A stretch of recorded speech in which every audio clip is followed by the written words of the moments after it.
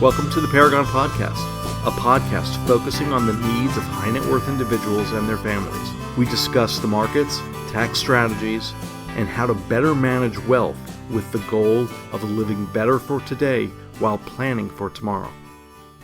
Hello, and welcome to the podcast. I'm Elian Mendoza, and I'm here with Evan Shorten, the firm's founder and principal.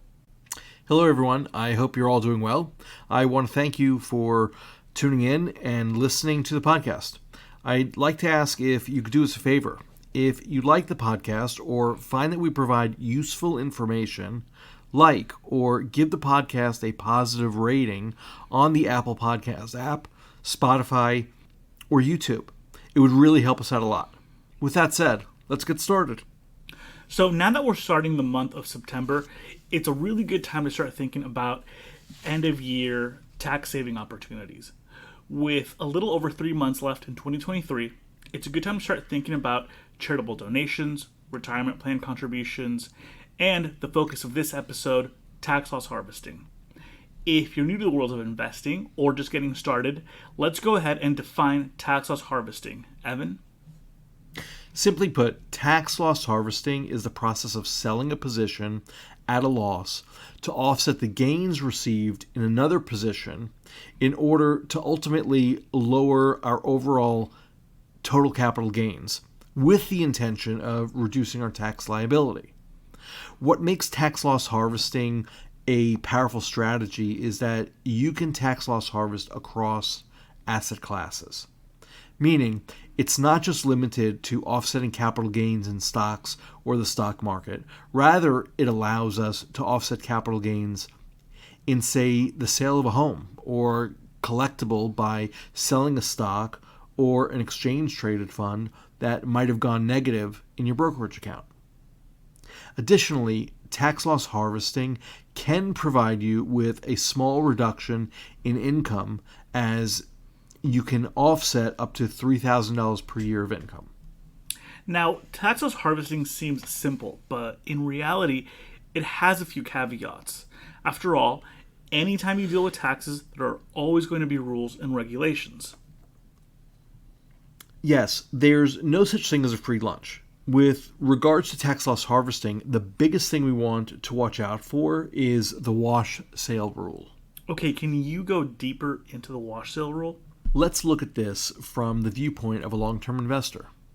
As a long-term investor, we often like the individual positions we have selected for our portfolios.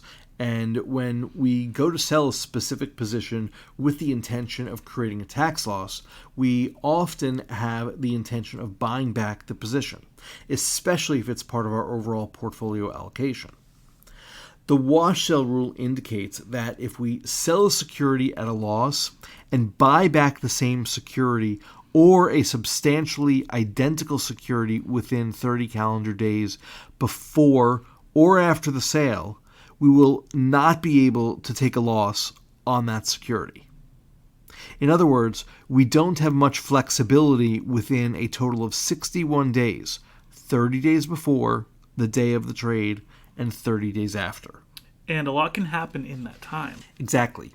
We may not be able to buy back the same security for the price we sold it at, potentially leaving us with a smaller allocation than originally desired. Additionally, the wash sale rule isn't just limited to any specific account. It actually looks across all of your accounts. So if you sell stock X in your individual account, you can't just go and buy it in your IRA or your 401k.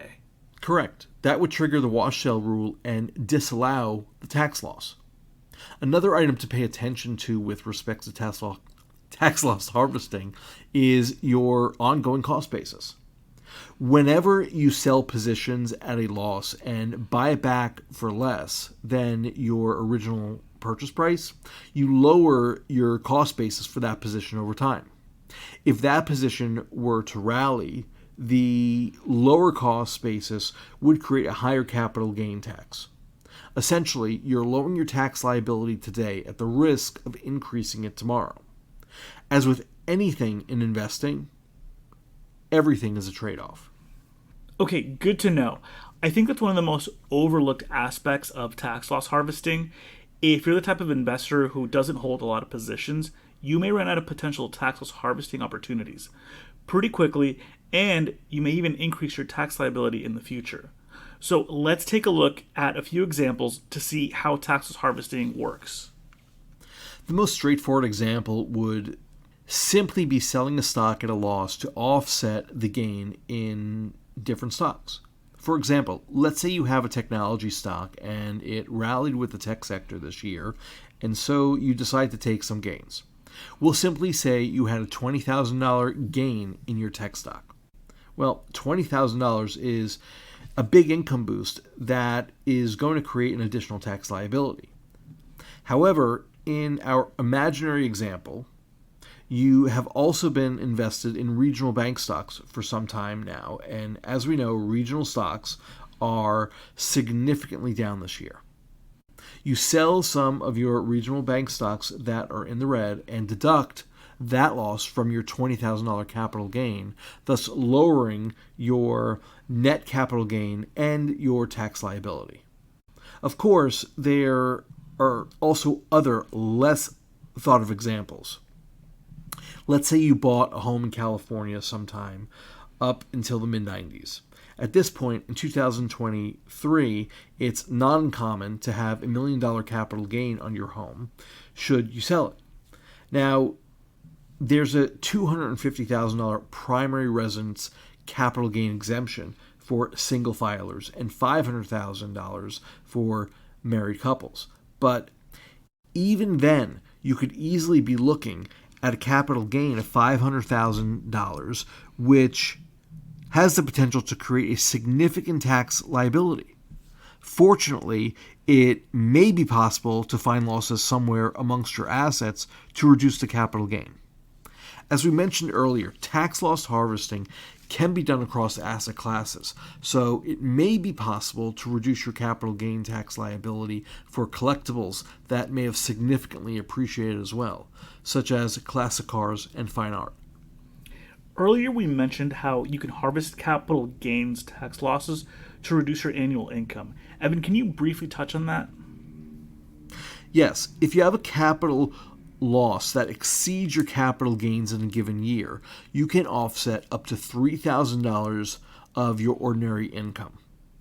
Furthermore, if you have more than $3,000 in capital losses, you can carry the losses forward into the future, deducting $3,000 from your ordinary income every year until that capital loss has been completely used up. For example, let's say you have $12,000 in capital losses this year in 2023, but realized no capital gains. You could offset $3,000 of your income this year in 2023, $3,000 next year in 2024, $3,000 the year after that in 2025, and so on until you have exhausted the full $12,000 capital loss. While being able to offset some of your income is nice, it's probably not something you want to prioritize as a high net worth individual. Ideally, you would want to reduce your short-term capital gains first, as they carry the highest tax liability, followed by long-term capital gains, and lastly, your income. Of course, this is not financial advice. While prioritizing short-term capital gains makes sense, it may not make the most sense to your specific financial situation. As always, please consult a financial professional when looking to make changes that affect your tax situation. If you ever have any questions or want to speak with someone, please don't hesitate to contact us. With that said, it's now September, and there are a little over 3 months left to this year. Now is the time to start implementing changes to reduce your overall tax liability. Hopefully, this episode of the Paragon podcast got you thinking about items that you need to get reviewed. If you enjoyed this episode, please give us a like on the Apple Podcast app, Spotify, YouTube, or wherever you consume online content. Lastly, if you're not subscribed to the podcast, please hit the subscribe button or the follow button. We thank you for taking the time to listen, and we'll see you here next time. The Paragon Podcast is brought to you by the professionals at Paragon Financial Partners, a registered SEC investment advisor. The topics discussed herein are for informational purposes only and should not be considered as a solicitation or offer to purchase or sell any securities. The financial strategies and guidelines discussed herein may not be appropriate for everyone, as each individual circumstance is unique. Please review all tax information with your tax professional. Please review all legal information with your legal professional. If you have any questions or would like additional information, please visit our website at paragonfinancialpartners.com or email us at info@paragonfinancialpartners.com.